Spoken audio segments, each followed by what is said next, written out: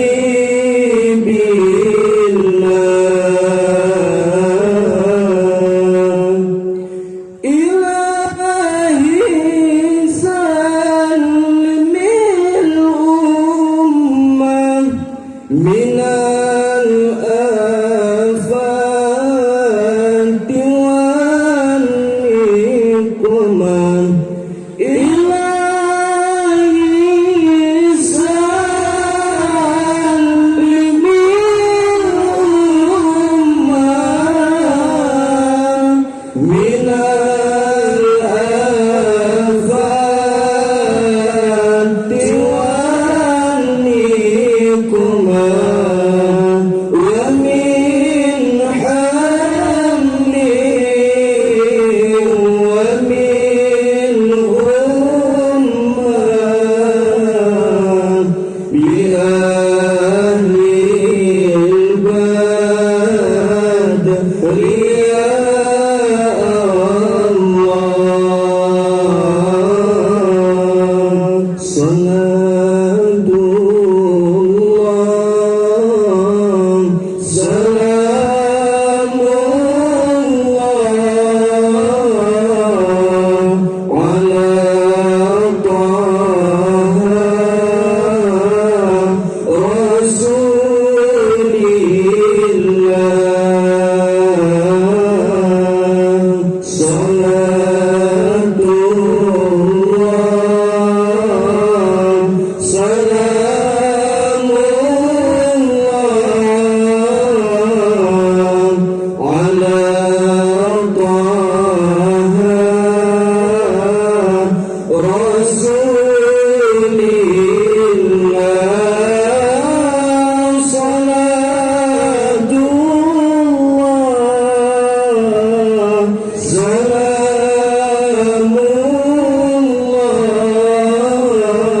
الله على ياسين حبيب الله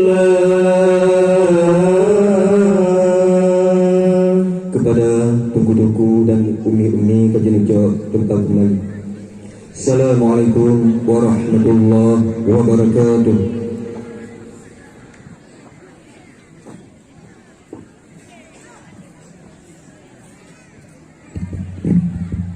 Terima kasih kepada Tunku Azmi dan Tunku Muhibbuddin yang kami selawat dan salam kepada Nabi. Semoga dengan pu yang kalian berbadi malamnya menjadi berkah dan rahmah kepada kita yang mandu.